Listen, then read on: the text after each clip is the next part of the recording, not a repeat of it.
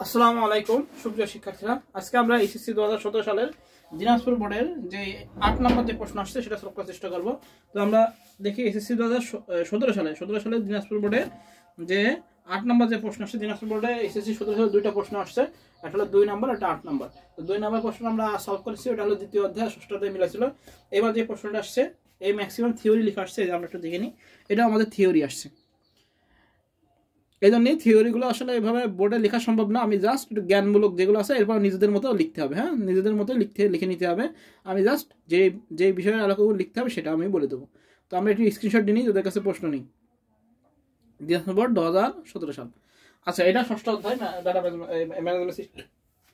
ঠিক আছে, প্রথম কি বলেছে, ডাটাবেস তৈরিতে শিক্ষার্থীদের নাম, রোল, সেকশন, জিপে ইত্যাদি আইটেম ব্যবহার করা হয়। অনেকগুলো প্রোগ্রামের সাহায্য নেওয়া হয়। ডেটা আধুনিকরণ, রক্ষণাবেক্ষণ ও ব্যবস্থাপনা সুন্দর হয়। এই হলো উদ্দীপক। প্রথম প্রশ্ন বলছে ক, ডেটা এনক্রিপশন কি? আমরা জানি কি ডেটা এনক্রিপশন হলো ডেটা নিরাপত্তা রক্ষার্থে ডেটাকে গোপনীয় কোডে রূপান্তর করা, অর্থাৎ প্লেন টেক্সটকে কিসে রূপান্তর করা, সাইবার টেক্সটে রূপান্তর করা। আমরা ক নাম্বার লিখবো কি, যে ডেটা এনক্রিপশন হলো ডেটা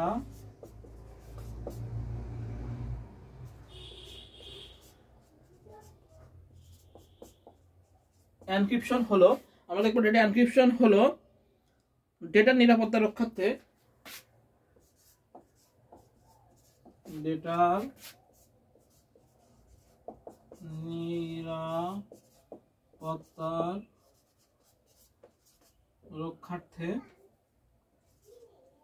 নিরাপত্তার রক্ষার্থে ডেটাকে গোপনীয় কোডে রূপান্তর করা, ডেটাকে গোপনীয়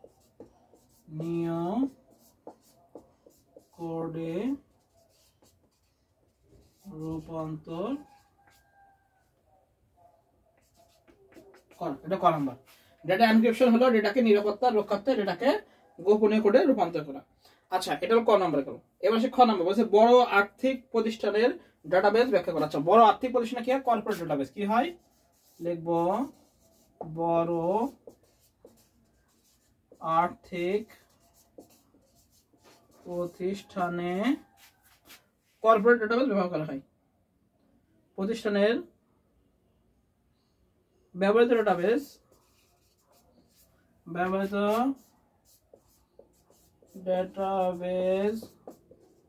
হলো কর্পোরেট ডাটাবেস। এবার কর্পোরেট ডাটাবেস সম্পর্কে নিজেদের মতো বর্ণনা দেবো, যে যেটা পারি সেভাবে বর্ণনা দেবো, তাহলে আমাদের হয়ে যাবে। অর্থাৎ নিজেদের মতো আমরা বর্ণনা দেবো। আমি প্রথমে একটু বলে দিলাম যে আমাদের জ্ঞানমূলক কি হবে, অবশ্যই কর্পোরেট ডাটাবেস হবে। এবার কর্পোরেট ডাটাবেস যদি আমরা একটু বর্ণনা দিতে চাই তাহলে আমরা এভাবে লিখতে পারি যে বড় বড় প্রতিষ্ঠানের জন্য কর্পোরেট ডাটাবেস ব্যবহার করা হয়। কেন? কারণ প্রয়োজনীয় তথ্য সংরক্ষণ এবং তা ব্যবহারের জন্য বিশেষ সফটওয়্যার দ্বারা তৈরিকৃত বহুমুখী সুবিধা সম্পন্ন ডাটাবেস ম্যানেজমেন্ট সিস্টেমকে কর্পোরেট ডাটাবেস বলে। এটি একটি ইন্টারনেট ভিত্তিক ডাটাবেস ম্যানেজমেন্ট সিস্টেম। বড় বড় এন্টারপ্রাইজ বা কর্পোরেট প্রতিষ্ঠান যেমন ব্যাংক, বিমা, সরকারি প্রতিষ্ঠান, এনজিও, নেটওয়ার্কিং দ্বারা পরিচালিত সকল প্রতিষ্ঠানে এই ধরনের ডাটাবেস ব্যবহার করা হয়। কর্পোরেট ডাটাবেস প্রতিষ্ঠানের তথ্যসমূহ সংরক্ষিত থাকে এবং পরবর্তীতে বিভিন্ন কাজের প্রয়োজনে এই ডাটাবেসকে প্রক্রিয়াকরণ করা হয়। নিজেদের মতো লিখবো, এটা খ নাম্বার, এটা কোনো সমস্যা নেই। আচ্ছা, এবার গ নাম্বার বলছে উদ্দীপকের আলোকে ইউনিক ডাটা আইটেম ব্যাখ্যা করো। তো উদ্দীপকের আলোকে ইউনিক ডাটা আইটেম বলতে বোঝাচ্ছে এখানে কোনটা ইউনিক, অর্থাৎ কোনটা হিসাবে সম্পর্ক স্থাপন করা যাবে বা প্রাইমারি কি হিসাবে কোনটা বিবেচিত হবে। এখানে দেখতেছি আমরা নাম হবে না, নাম একই নাম দুই নাম হতে পারে, রোল হতে পারে। রোল মানে উদ্দীপকে যেই ফিল্ডগুলো আছে সেটা অনুযায়ী কি হতে পারে, আমাদের রোল হতে পারে। আচ্ছা, এবার গ আসি।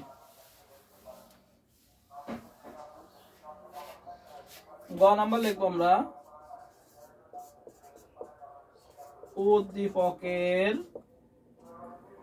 উদ্দীপকের আলোকে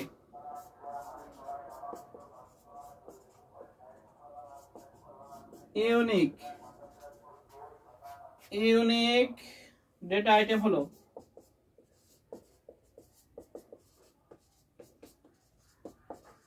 রোল।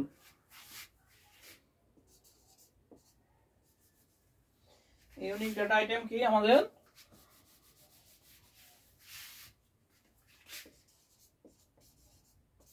রোলটা কি আমাদের ইউনিক ডাটা আইটেম। তাহলে উদ্দীপকের আলোকে লিখবো ইউনিক ডাটা আইটেম হলো কি রোল। রোলটার উপরে আমাদের কি করা যাবে, রোল ফিল্ডটা যেটা আছে এটার উপরে আমাদের প্রাইমারি কি আমরা লিখবো যে উদ্দীপকে উল্লেখিত ডাটাবেস টেবিলে ব্যবহৃত ফিল্ডগুলোর মধ্যে রোল ফিল্ড দ্বারা টেবিলে থাকা প্রতিটি রেকর্ডকে অদ্বিতীয়ভাবে শনাক্ত করা যাবে। অর্থাৎ রোল ফিল্ডে থাকা ডেটাকে ইউনিক ডাটা আইটেম হিসেবে বিবেচনা করা যাবে। এছাড়া রোল ফিল্ড ছাড়া টেবিলে থাকা অন্য ফিল্ডগুলোর সাহায্যে প্রতিটি রেকর্ডকে পৃথকভাবে চিহ্নিত করা যাবে না, কারণ একই নাম ধরে একাধিক স্টুডেন্ট একই ক্লাসে থাকতে পারে, আবার একটি সেকশনে অনেকগুলো শিক্ষার্থী থাকতে পারে এবং একাধিক শিক্ষার্থীর ফলাফলে একই জিপে আসতে পারে। তবে একই ক্লাসে একাধিক শিক্ষার্থীর একই রোল হতে পারে না বলে শুধু রোল ফিল্ড ব্যবহার করে টেবিলে থাকা প্রত্যেক শিক্ষার্থীর রেকর্ড পৃথক করা যাবে। আর এই ইউনিক ডাটা আইটেম রোল সমৃদ্ধ ফিল্ড ব্যবহার করে ডেটাবেসে থাকা অন্যান্য টেবিলের মধ্যে রিলেশন তৈরি করা যাবে। এই হলো মোটামুটি যে ইউনিক যেটা প্রাইমারি কি হিসেবে বিবেচিত হবে সেটা কি আমাদের রোল নাম্বার। এছাড়া তো আমাদের নেই নেম, সেকশন, জিপে এগুলো হবে না, শুধু রোল নাম্বার, রোল হবে। হ্যাঁ, বুঝা গেছে? তাহলে গ আমাদের গেল। রোল আইটেম এবার নিজেদের মতো লিখে দিতে হবে। হ্যাঁ, যেটুকু বললাম ওইভাবে লিখে দিলেও হয়ে যাবে, কোনো সমস্যা নেই। নিজেদের মতো লেখা, এগুলো থিওরি নিজেদের মতো, এক একজনের লেখা কিন্তু এক রকম হয়, কোনো সমস্যা নেই। হ্যাঁ, যে যেভাবে লেখে সেভাবেই রাইট থিওরি।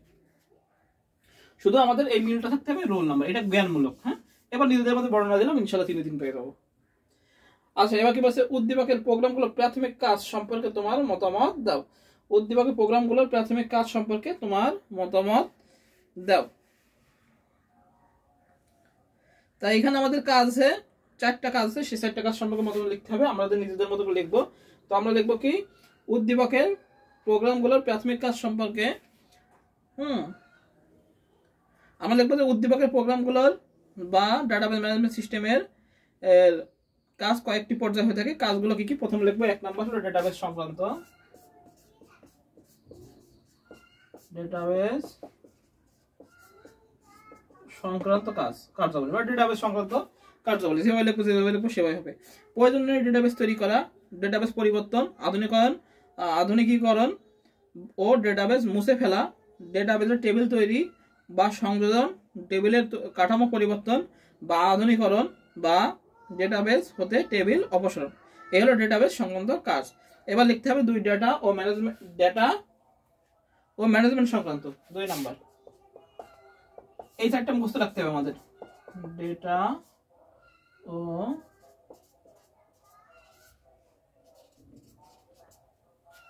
ম্যানেজমেন্ট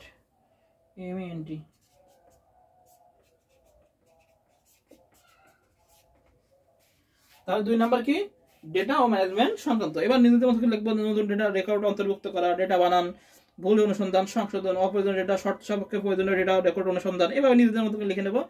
হ্যাঁ, তারপর রেকর্ডকে আধুনিকরণ করা। হ্যাঁ, এবার 3 নম্বর আসবে হলো ব্যবহার সংক্রান্ত।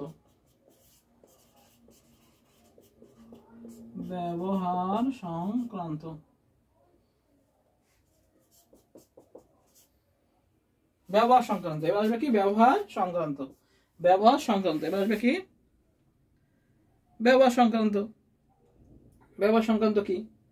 এবার ব্যবহার সংক্রান্ত কিভাবে, ব্যবহারকারী সংক্রান্ত, ডাটাবেসে ব্যবহারকারী তৈরি, ইউজার প্রিভিলেজ দেওয়া, ব্যবহারকারী কি কি করতে পারবেন তা নির্ধারণ করে দেওয়া, ব্যবহারকারী পর্যবেক্ষণ নিয়ন্ত্রণ করা ইত্যাদি। হ্যাঁ, এবার লাস্ট যেটা আসবে সেটা হলো সিকিউরিটি সংক্রান্ত।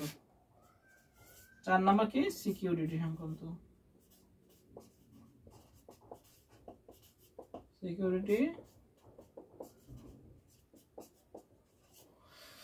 সিকিউরিটি সংক্রান্ত।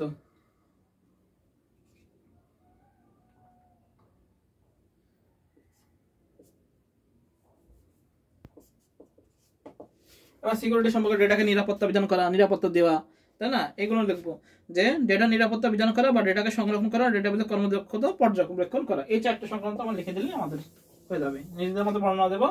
তো কি বলেছে এখানে, বলেছে উদ্দীপকের প্রোগ্রামগুলোর প্রাথমিক কাজ সম্পর্কে তোমার মতামত দাও। এবার লিখবো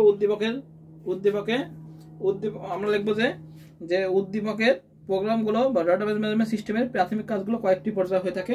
সেগুলো কি, প্রথমে আমাদের ডাটাবেস সংক্রান্ত বর্ণনা দেবো, তারপর দেখো ডেটা ও ম্যানেজমেন্ট সংক্রান্ত বর্ণনা দেবো, ব্যবহারকারী সংক্রান্ত ব্যাখ্যা বর্ণনা দেবো, সিকিউরিটি সংক্রান্ত বর্ণনা দেবো। এই 4টা বর্ণনা নিজেদের মধ্যে লিখে দিলে আমাদের হয়ে যাবে। তো এই হলো আমাদের দিনাজপুর বোর্ড 2017 সালের 8 নং সব। সবাই ভালো থাকি, সুস্থ থাকি, সবাইকে আসসালামু আলাইকুম।